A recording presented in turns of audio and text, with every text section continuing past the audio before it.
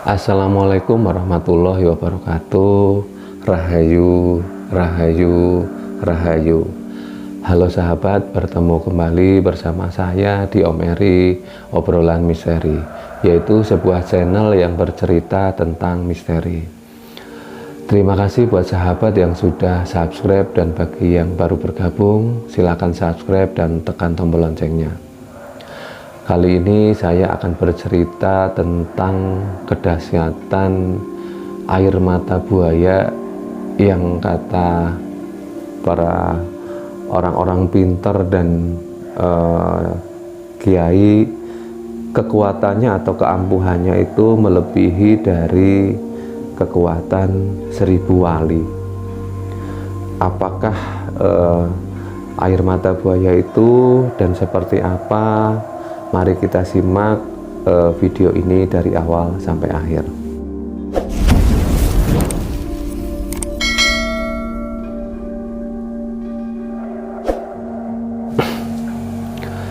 Cerita ini berawal dari seseorang lah ya, seseorang yang dia itu awalnya dia itu sangat bandel lah ya, sangat bandel. Tapi pada akhirnya dia itu bisa menemukan sebuah kedamaian, dia bisa menemukan, ya dibilang kesuksesan karena dia menemukan air mata buaya. Seseorang ini diceritakan adalah seseorang yang dia suka minum lah ya, suka minum, suka judi, terus dia suka berantem lah gitu ya. Bahkan dia itu termasuk anak yang durhaka lah ke orang tuanya. Bahkan sempat dia itu mau membunuh ibunya karena pada saat mabok, ceritanya dia itu dibilangin lah sama ibunya, kamu itu jangan mabok terus, kamu itu udah gede ya mbok sadar gitu. Tapi karena keadaan dia lagi mabok gitu ya, dia malah berbalik marah ke ibunya dan berusaha untuk mencekik dan akan membunuh ibunya gitu ya. Tapi karena keadaan itunya, ibunya tetap mendoakan agar anak itu tetap bisa kembali ke jalan yang benar. Bahkan tidak segan-segan dia sering menantang bapaknya untuk berkelahi gitu kalau dimarahi gitu sama bapaknya gitu, karena dia kan hidupnya gitu mabok gitu. Kalau mabok, habis mabok main kartu, terus dia itu nggak segan-segan berkelahi lah gitu sama lingkungan di situ, karena sebenarnya anaknya baik gitu. Tapi pada saat itu karena dia salah pergaulan, dia berada di lingkungan yang memang keras, berada di lingkungan yang tukang minum, akhirnya dia ke bawah. Singkat cerita, dia sampailah ke bangku kuliah gitu ya. Setelah kuliah pun tabiat dia yang kurang bagus masih tetap berjalan. Tapi orang tuanya tetap dengan sabar lah ya, dengan sabar bapak ibunya, dengan sabar tetap mendoakan dan selalu nggak segan-segan atau nggak bosan-bosan untuk memberitahu ke anak itu untuk bertobat gitu. Suatu ketika setelah lulus kuliah lah gitu ya, setelah lulus kuliah akhirnya dia pun mencari kerjaan lah gitu ya, mencari pekerjaan. Dia berusaha untuk kepengen seperti yang lain lah, mencari sesuatu yang bisa membanggakan orang tua. Tapi kenyataannya dia merasa kesusahan gitu, sangat susah untuk mencari kerja. Bahkan kadang yang sudah di depan mata pun ternyata dia tidak dapatkan. Kenapa seperti itu? Karena memang dia selain memang tabiatnya yang kurang baik, mungkin durhakanya ke orang tua lah ya, yang menyebabkan dia mungkin kurang beruntung. Hari demi hari dia lewati seperti itu gitu, mabok tapi dia tetap cari kerja. Tapi kenyataannya sampai beberapa lama dia cari kerja pun tetap dia nggak dapat gitu, karena salah satunya mungkin itulah ya yang udah disebutkan tadi. Singkat cerita, suatu ketika karena dia salah satunya memang dia suka balap motor gitu ya, dia suka balap motor. Suatu ketika sore hari dia itu lagi nyeting motornya mau balapan malam harinya gitu. Di saat nyeting motor bersama teman-temannya sambil minum lah gitu, sambil minum sambil nyeting motor gitu, Tiba-tiba ibunya telepon dan menanyakan kabarnya, kamu di mana, lagi ngapain gitu, karena anak itu juga sudah gede gitu ya, dia berusaha untuk berbohong ke ibunya gitu, dan dia udah berjanji lah untuk tidak minum, untuk berbuat baik gitu ya ke ibunya. Tapi di saat itu dia ngomong kalau ini lagi duduk-duduk sama temen gitu, terus ibunya menanyakan kamu minum nggak gitu kan, karena kebiasaan minumnya masih ibunya nggak percaya gitu, dia bilang enggak gitu. Tapi ya udahlah, akhirnya ibunya berusaha untuk percaya, walaupun sebenarnya ibunya itu nggak percaya kalau dia nggak minum, karena saat itu kan suaranya juga beda. Nah setelah ibunya telepon, selang beberapa lama dia nyoba motor yang sudah disetting gitu ya, yang mau buat balapan. Ternyata begitu dicoba, ternyata dia kecelakaan.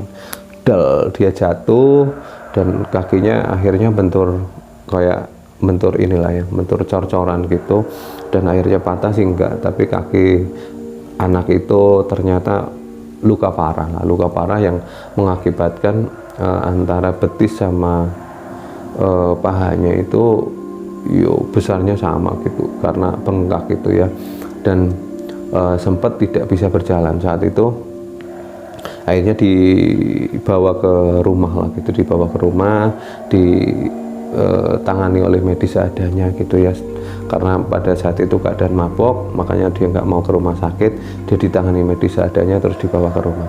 Setelah pulang ke rumah dia itu mulai berpikir karena nggak bisa jalan, mulai berpikir hari demi hari, dia karena nggak bisa jalan dia mulai berpikir gitu. Dan di saat itulah anak itu bercerita kalau setiap malam itu dia selalu dimimpiin atau bermimpi bertemu dengan pocong, tapi anehnya pocongnya itu selalu kayak melotot gitu, matanya melotot gitu. Setiap malam dia bermimpi seperti itu, bahkan gak segan-segan tiba-tiba dalam mimpi itu tiba-tiba di depan gitu, di atas gitu. Tapi dari beberapa mimpi itu ternyata mimpinya sama gitu, selalu di mimpi ketemu dengan pocong dengan wajah yang ekspresi marah dan mata yang melotot gitu. Saking bingung dan takutnya gitu, karena sudah hampir seminggu lebih dia selalu mimpi seperti itu, dan dia nggak bisa jalan gitu ya. Yang merawat saudaranya lah gitu ya, yang merawat saudaranya, dia akhirnya bingung gitu ya, kenapa gitu mimpinya kok seperti itu gitu. Nah suatu ketika dia bertemu sama temen dia, dilalah datang gitu, dan dia ngomong gitu, kenapa kamu kemarin seperti ini gitu. Ya inilah kemarin nyoba motor gitu, singkat cerita akhirnya mereka bincang, coba diurut gitu saran dari teman itu. Setelah saran itu disampaikan, akhirnya anak itu pun memenuhi saran dari itu, akhirnya diurut. Dan setelah sekitar satu bulan dia bisa berjalan, walaupun dipaksain gitu ya, dipaksakan dengan susah payah dia berjalan. Setelah berjalan dia keingetan dengan mimpinya itu gitu ya, dengan mimpinya yang selama dia nggak bisa jalan selama sebulan itu, dia selalu ketemu pocong dengan ekspresi yang marah. Akhirnya dia bingung gitu. Setelah dia bisa jalan, dia menemui salah satu temennya gitu ya. Begitu datang dia ketemu sama teman, terus ngomong, dia bercerita, curhat lah gitu ya, saya kok selama nggak bisa jalan kok selalu didatangi ini loh ya, dan ekspresinya yang aneh, marah gitu, dan mukanya melotot gitu. Temen anak itu berbicara kalau jangan-jangan itu ada suatu peringatan gitu ya, kata temannya gitu ya. Terus peringatan gimana gitu kan. Anak itu menjawab, jangan-jangan itu peringatan biar kamu lebih baik lah, biar kamu kan udah gede, udah saatnya untuk berhenti untuk dari minum, dari hal-hal yang tidak bagus gitu ya. Terus akhirnya anak itu berpikir, jangan-jangan iya ya gitu, kamu ada ide lain gak gitu. Anak itu bilang seperti itu. Terus akhirnya temennya itu berbicara, saya dulu seperti itu gitu. Dia membuka pembicaraan lah ya, saya itu dulu durhaka banget sama orang tua, bahkan sawah saya itu kamu tahu sendirilah habislah buat judi gitu. Bahkan tahu sendirilah saya sering jual motor, sering jual apa punya orang tua gitu. Dan saat itu setelah habis-habisan buat judi, saya itu pergi ke orang pintar lah, ke kiai. Hampir semua kiai itu saya datangi gitu ya, hampir semua orang pintar paranormal pokoknya saya datangi. Dan suatu ketika saya juga pergi ke Habib, dan ada salah satu kiai yang menurut saya itu menjadi apa ya, menjadi titik balik lah gitu. Hampir semua kiai ngomong kalau misalnya saya datang ke sana itu saya gara-gara durhaka ke orang tua, makanya hidup saya itu jadi berantakan gitu. Cobalah minta maaf ke orang tua, kata teman gitu. Dan satu kiai itu memberikan sebuah solusi atau sebuah jawaban yang ya sebenarnya di luar nalar saya, kata teman itu ke anak itu. Apa Kak kiai itu bilang apa gitu? Pada saat itu kiai itu ngomong kalau misalnya apapun yang kamu lakukan, kemanapun kamu pergi, mau ke wali, mau ke orang pintar, mau ke kiai, mau ke habib, kamu itu nggak bakalan bisa lepas dari masalah hidup kamu yang seperti ini.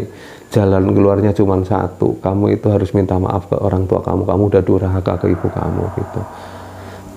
Teman anak itu yo sempat bingung saat itu, sempat yo melamun gitu, terus bertanya kepada kiai tersebut, Pak Kiai apa yang harus saya lakukan gitu. Yo apapun saya akan lakukan lah demi merubah hidup gitu.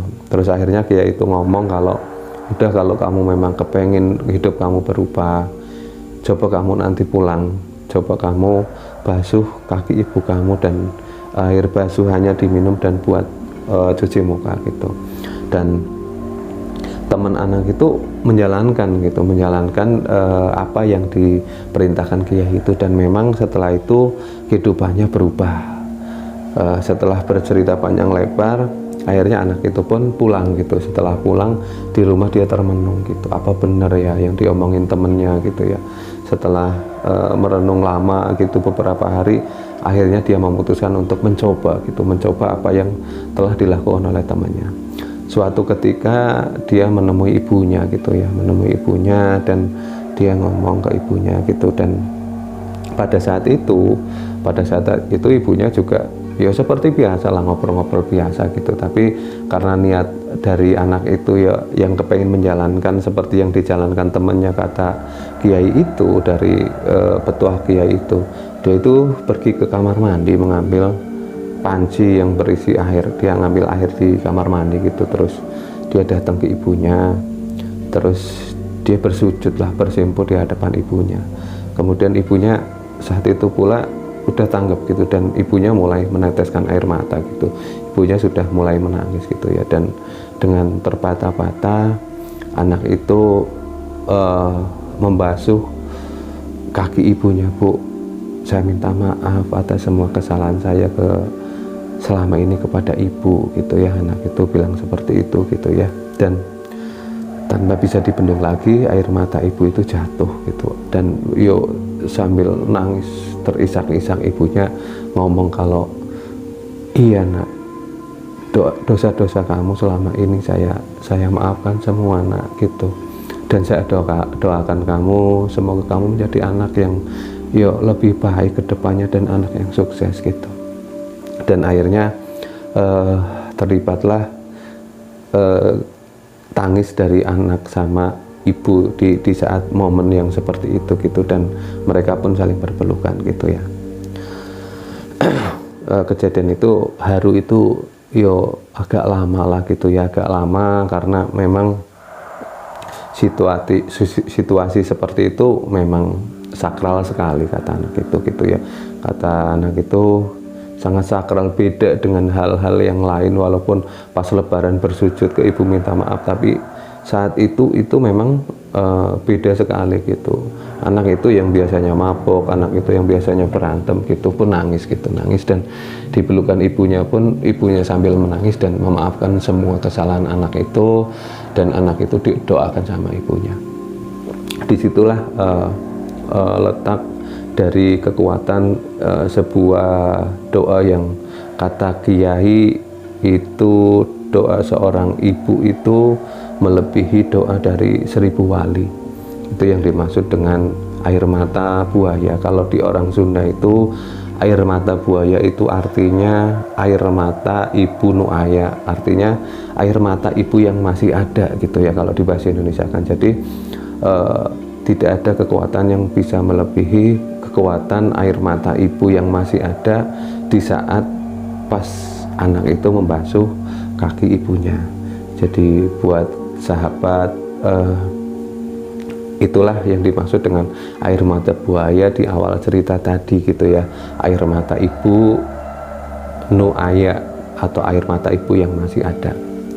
Singkat cerita, setelah kejadian itu memang terjadi banyak perubahan pada kehidupan anak itu gitu ya.